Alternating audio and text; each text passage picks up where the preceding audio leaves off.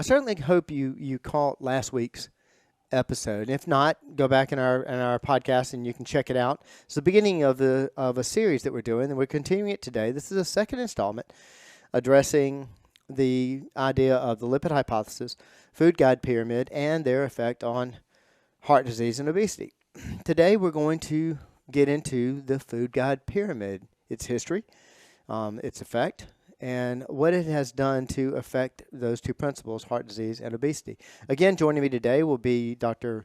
Paul Langevin of Star Valley Osteopathy, and of course our nutrition expert, dietitian, Tonja Greene, talking today about the food guide pyramid today on the Personalized Fitness Podcast.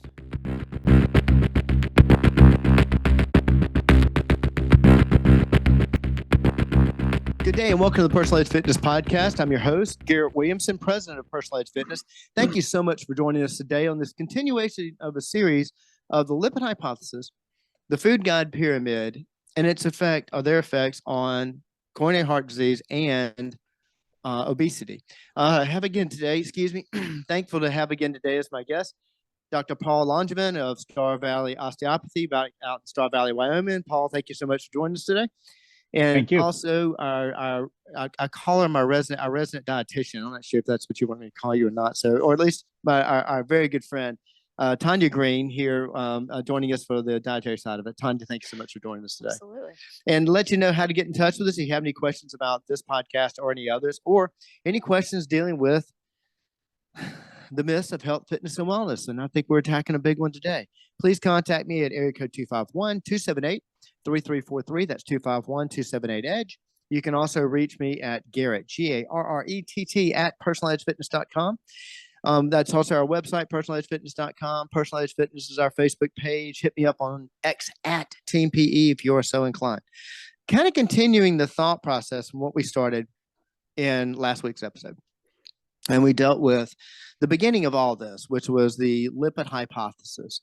And we synopsis that series of a very famous celebrity has a heart attack, kind of panics the nation. We find an American, Dr. Angel Keys, who actually has a hypothesis about heart disease. We go down the road of developing what is called the lipid hypothesis, the idea that high cholesterol from high saturated fat diets causes heart disease.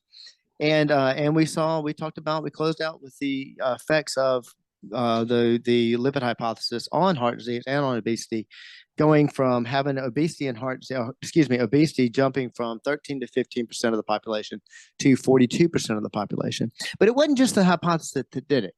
This led to something, and it led to basically talking about our diet. And if you wouldn't mind, Paul, could you give us a little bit of history? What happened after the lipid hypothesis was introduced? So I think the next big turning point would have been the McGovern report. Senator McGovern from South Dakota. He put together a commission, and they heard testimony for about 2-3 weeks. And it became clear that they were going down a road that was very one-sided and politically motivated.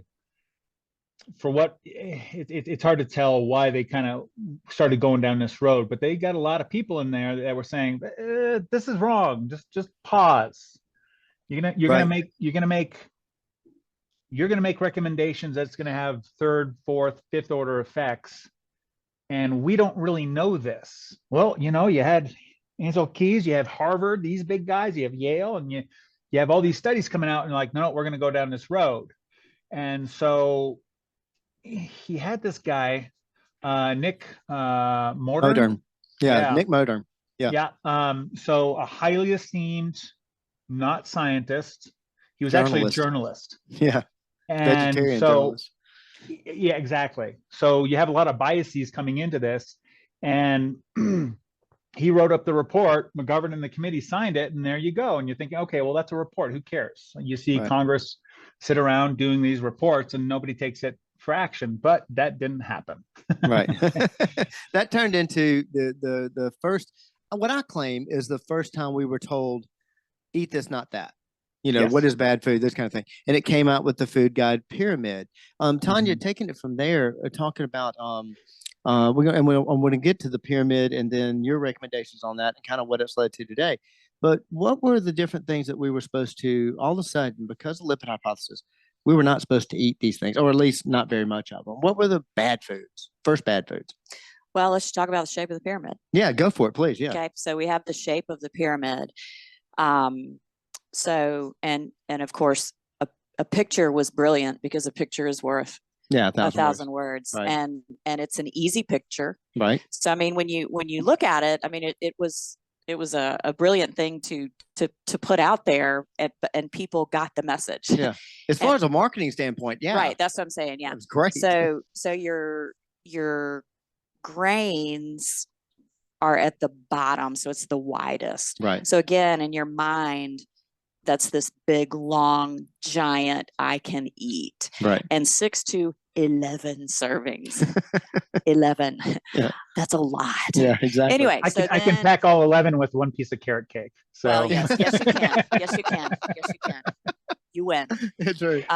But so you've got this big long thing at the bottom that in our mind is gigantic. Then you got fruits, vegetables, and then at the top, at the pinnacle, they've got it as the smallest triangle. But again, in my brain, it's the tip. Right. And the tip is even smaller. Right. You understand what I'm saying? Yeah, definitely. Than that top triangle. So really it means nothing. Right. So the fat is at the top and the grains are at the bottom, the widest portion of it. Right. So again, and as a country of extremes, which is what we are, of course, then that means, again, I can eat as much as I want of this, as long as it doesn't have any of that. Right. That's at the tip top. Yeah. And so again, I think it was a great visual. Right. Like you said, it was a great, and people took it and they ran with it. And I tell you what, before we go, and before, I know we want to get to your recommendations on that, and also kind of what this led to, but I want to go back to, all right, we've got this pyramid. I'm sorry, I was cutting you off about talking about. Well, the one thing I was asking about the different. Where was red meat? Where was dairy on that pyramid? Right. Yeah, dairy was actually in there, and red meat was again mentioned like last. Right. You know, it was always chicken, turkey, and red meat was always mentioned last. But I think now instead of a pyramid, that maybe we would need to move to like a rectangle almost, where we've got more of a 30-30-30 rough, ish, instead of more like a 60, in one food group. And, I guess the thing that it always comes back to for me is, anytime anybody is telling you to sharply decrease or throw out altogether a food group, that's never right. And there was one in there that I think was almost completely thrown out. And that was, what did they say about eggs? Yeah. Eggs are really, really, really bad. Yeah. That's where that all started. Yeah. With all that. So we've got the pyramid, and our government has told us how to eat, but going off the incredible research of Nick Motern, the vegetarian journalist with no background on nutrition whatsoever, writes this. The committee signs off on it. We've got the lipid hypothesis. We know this is true. What ended up driving this, and also not only driving this, but there were opponents to this, but what kind of started to drive this? Paul, can I throw that in your territory? Yeah, sure. The opponents don't last long. They get they get steamrolled pretty easily by the system. So you take this recommendation, and they're not so much laws, but now you have these agencies that can make regulations. Right. Okay. They don't go in front of Congress for a vote. They just basically come out and say, hey, these are our new regulations. So if you look at the FDA, the USDA, and part of the FDA and Department of Health and Human Services, you have the NIH, National Institutes of Health. Right. So, which actually came into being during this time.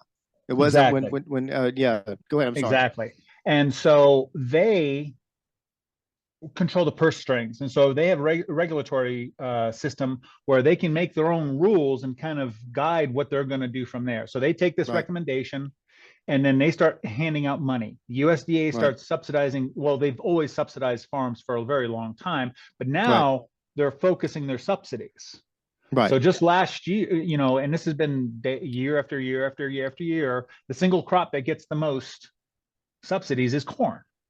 Right. Okay. And then we're talking federal, state, and local subsidies. It gets by far the most subsidies.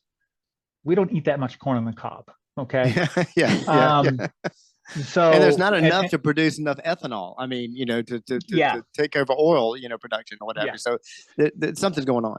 Yeah. So, and then you look at NIH and the FDA, and they fund 99% of all university research, and Yes. you have to send your proposal for your research to them, and if it doesn't fall inside their guidelines, they're already biased to, okay, well, you need to look at cholesterol and how it causes heart disease. You need Right. to look at, you know, using a high grain diet is healthier and you live longer. Right. And despite failure after failure after failure to prove this, that's where the money goes. And a lot of people, like you said, I'm sorry, go ahead. I apologize. And people writing these grants want to be successful. You're an assistant professor, like me now. Yeah. By the way, congratulations. Thanks. Who want to become an associate professor and then a full professor. Well, they only do that through grants. You know, they're not right. They don't get promoted for their great teaching ability in front of students. Publish or perish. They're going to focus where they can get the money from. Right. And so that money comes from NIH. Yeah. And that's where they're going to focus. And it creates incentives within the system that creates bad research or not holistic research. And that's the biggest thing. We focus way too much. We're hyper focused on these few things as opposed to looking at everything. Right. And there's another agency, actually, National Institute of Health, and the federal, the government basically being the biggest funders of these grants. But there was another one too, and that was the American Heart Association. And it's an interesting story with the American Heart Association when Angel Keys actually hypothesized the lipid hypothesis. All the different medical and scientist individuals that were involved with the American Heart Association were vehemently against it, completely against it, until P&G got involved. Procter & Gamble, and you think about the different corn source material, food they make, but they were doing, and you may know, y'all know, made this story, but they were running an incredibly popular radio contest called The Walking Man. And they were making that people were trying to guess what the Walking Man is. I think they would send money in to take a chance or whatever. And anyway, they raised funds this way, and they wanted to give it to a nonprofit. And so they chose this almost unheard of nonprofit called the American Heart Association, which had a $30,000 annual budget at that time. That's not a very big budget for a national organization. And they started funding them and making them this massive powerhouse. You can go back and look at American Heart Association's actual records on this. On their site, you can find this. And it turned down into this national powerhouse after P&G got involved. American Heart Association was completely against the lipid hypothesis until P&G said, hey, you know what? You need to cut it out. And they were against Angel Keys. Then they put Angel Keys on the head of their board and changed all their information. They are also the ones that funded many of these studies. And Dr. George Mann, who's one of my favorite people I reference about this, called this the greatest scam ever pulled in the 20th century on the American people in the 20th century, was against it, wrote a book against it. He was a Harvard professor. He could not get funding. He was denied tenure, and he was fired. And not only was he a Harvard professor, but just to show you that they will eat their own, he was a summa cum laude graduate from Harvard too. So what you're talking about is exactly what happened. So, but let's get back to the food a little bit and talk about, okay, then we got this. Go ahead, please.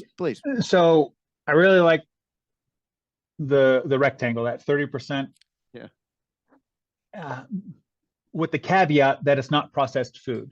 Okay. Yes. You opened up the door. Yes. You opened up the door, Garrett, for corporatism. Right. Yeah. Okay. True. Processed food has been a big player for a long time. People don't realize that. You got Kellogg's, you got, as you said, P&G, General Mills. These General Mills. You have these corporate incentives that feed a lot of money into the system, And there was a pretty cool, and I gotta find it. It was really obscure.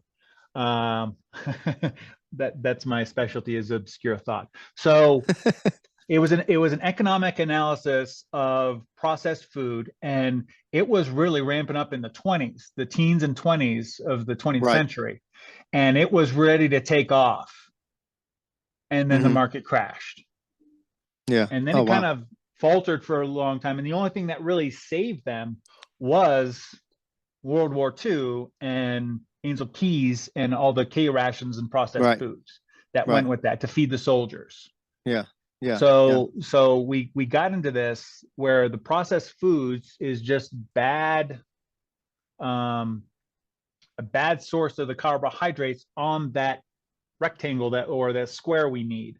Right. So we've moved away from going down and getting natural breads or getting natural baked goods. Let me pivot to Tonja on that, because I know this is your big area here. So going back to the square and also speaking off of that, kind of open the door for you here. This is your territory. No, I was telling you earlier, some of the things that I have read, you know, when we look at common threads, we see obesity. The other common thread is processed food. Right. And we went from a society that was more of a whole foods, like you said, you're shopping at your local market. Right. Maybe you're making your own bread. Yeah. Which that's becoming a little bit more popular right now. Right. And I love it. But anyway, and so we shifted, and processed foods actually became cheaper. Yeah. Than buying fresh fruits or vegetables or you know, locally milled flour or something like that. They became cheaper, and in our society, you know, with the smarter we get, right, the less time we want to spend on something like nutrition. We don't want to take the time to look for healthier options, and we also don't want to take the time to prepare the food. Right. Right. So when outsourcing our responsibility. Yes. Yeah, exactly. So when you have a less expensive food source and an easier food source, right, then that has really become the main thing. Right. And the unprocessed foods, the processed foods. And my favorite one, the one that I always think about is Cheerios. Because what do you see on the Cheerios box? What does it do? Oh, it lowers cholesterol. Cheerios do? Lowers cholesterol. Right. Yeah. You got chocolate Cheerios, you got honey nut Cheerios, you got strawberry Cheerios, you got plain Cheerios. We're giving those to our babies. You got all these Cheerios, and they're lowering our. But I know people, y'all, that think that if they don't have Cheerios for breakfast, they're gonna have a heart attack by lunch. Right, exactly. I mean, it's a thing. Yeah, and that's all being done. Thing. That's all that, and they put that in the box. Yes. They strictly put that in the box because of the lipid hypothesis, and they which have again run, has never been proven. And that's something that there are government regulations on what you can put on a label, but boy, they run right up to the line. And I tell you, the funny thing, a comment I always make about that, I always use Cheerios in it. Said eating Cheerios is not going to prevent a heart disease. I don't care who iced tea goes walking with. You know, it's so true. But all right, going off of that, and because we'd be on that all day, but okay, what ended up happening? I was going to talk about this a minute ago, but I think I might be stealing your thunder. What ended up happening with, we are attacking restaurants, but what ended up happening when the food guide pyramid came into be in the 70s, and because of the lipid hypothesis, what happened at restaurants? What did they start doing with their portions and what they were offering and what have you? Yes, portions at restaurants are huge, and they are covered with hidden sources of calories that people have no idea that they're eating. But yes, and our dinner plates at home got bigger too. And I think, and just looking at the history of this, y'all correct me if I'm wrong, but I'm thinking that because we always want to throw dirt at restaurants, and because they're the ones causing the problem. Restaurants not your dietitian. They happen to be capitalists. They happen to be trying to keep the doors open to make money. And so if you got a public coming in and screaming at you that don't give me that red meat and all that, expensive stuff you've been getting. My government's told me what I should have. Bring me some of those healthy potatoes and or pasta. And what is the restaurant doing? Instead of that stuff that costs $3 to $4 a pound, hard to maintain, hard to prepare, you want me to bring this stuff to you in 3 cents a silo? In fact, I'll tell you what, I'll bring you as much as you want. I'll throw in a free potato bar for $2.99 if you'll buy a steak. And free breadsticks. Yeah, here we go. All the and so, and if restaurant A is going to do that, Paul, what's the restaurant B going to do down the street? If they're offering an incredible deal, Mm-hmm. Yeah. the exact same thing. And that's where you said it a minute ago. What happened with the plate sizes? Yeah, I saw a picture of that one time. I don't have it in front of me, but if you look at the plates, and again, I'm talking about dinner plates at home. Yes. If I were to go to the store and buy a dinner plate today, right, versus 25 years ago, go look at your grandmother's china pattern. They're bigger. Yeah. They were like 8 inches. Yeah. 25, 35 years ago, right, and now they're 10 to 11. Yeah. They're bigger to accommodate more food. Right. And then that's what I've always said about it.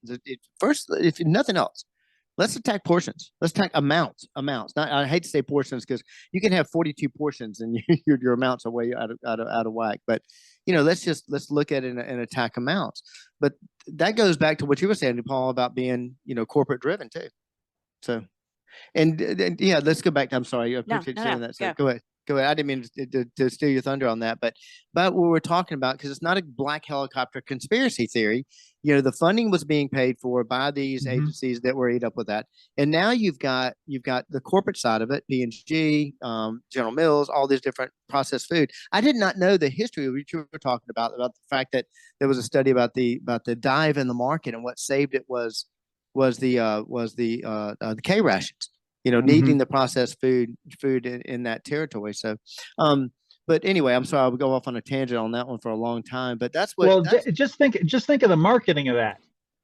Yeah. We kept our boys fed to beat the Nazis and the Japanese. Right.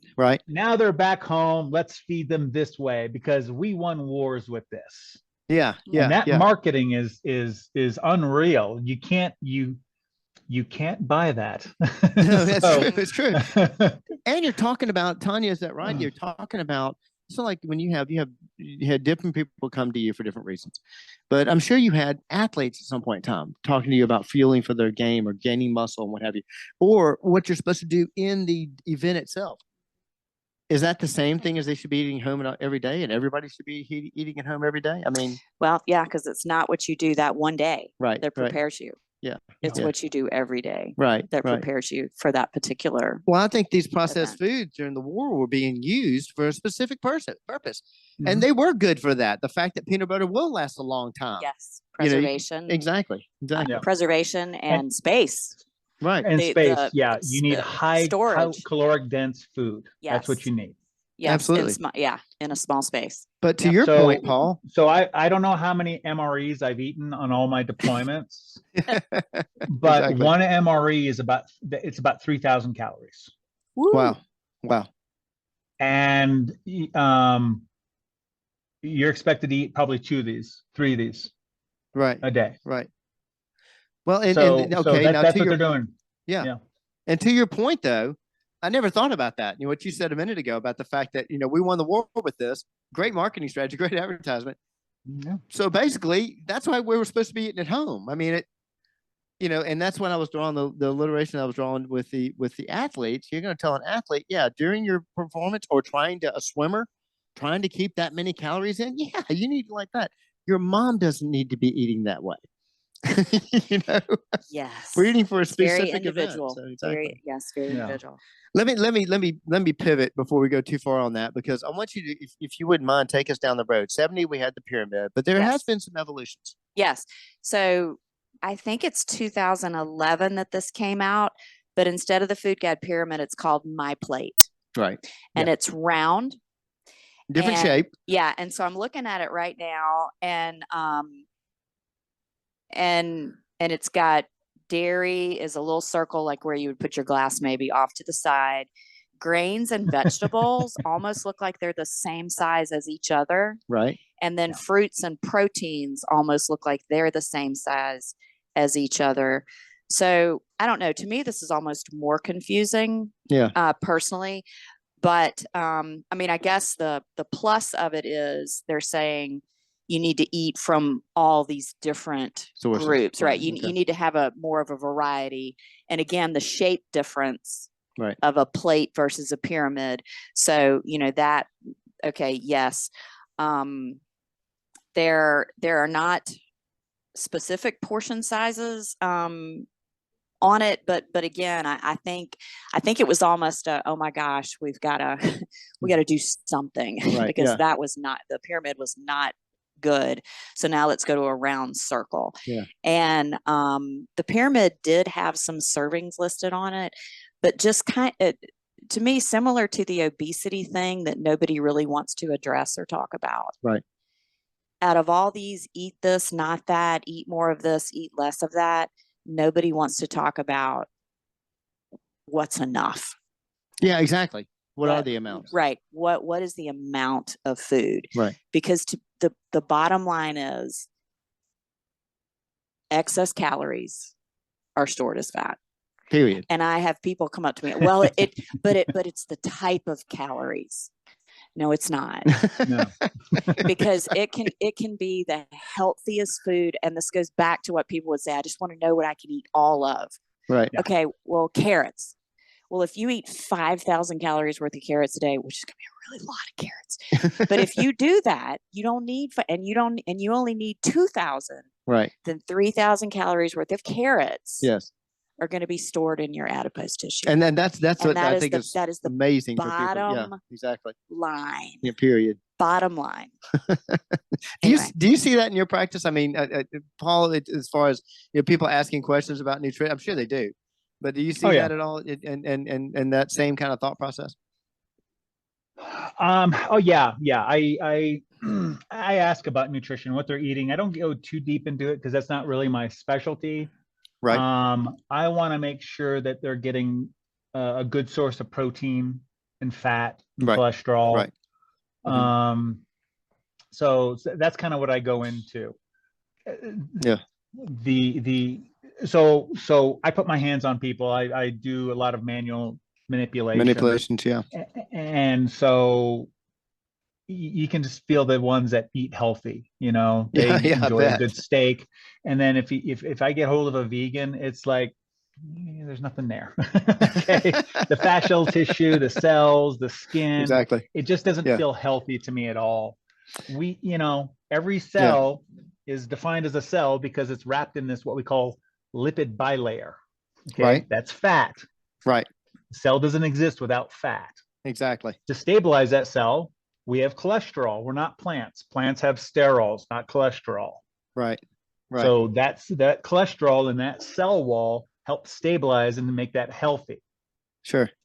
So yeah, I talk to people about it, and especially my older folks, I'm like, yeah, you probably need more fat and protein, and they are so ingrained into this mentality. Look at their history. Look what they've been bombarded with. Yeah. No, I can't do that. Definitely. And then getting back to the plate size, we lived in Sicily for 3 years when I was with the Navy, and you go to a restaurant, an Italian restaurant, or Germany or wherever we were, right? The sizes were much smaller, and even in my brain, where I was used to just big American meals, right? I look at this tiny little plate, I'm like, that's not enough. Yeah. Yes, it is. Yes, it is. Absolutely. So, well, and I see that same thing you were talking about, the fact that I had a gentleman who's very astute about fitness and reads all the time. He doesn't have a background in the field as far as education is concerned. Reads all the time. I've known him before he started working out with us, that he tried to take care of himself, whatever. And he sat in front of me, almost tears in his eyes, and just said, "I'm a good student. Just tell me what to eat. What's the thing?" And same thing you ran into. But this we'll bring this to a close because I want to sum all this up in our third episode. But I'm going to go right back to numbers. What did this produce?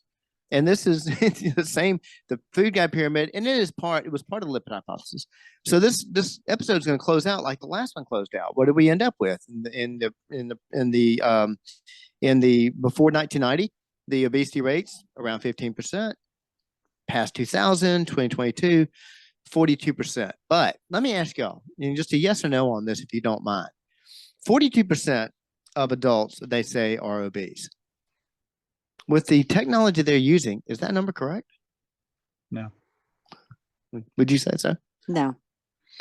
I definitely don't say so. And you're going to find out why in our next episode. Dr. Paul Langevin, thank you so much for joining us. Tell them how to get in touch with you, Paul, if they have any questions.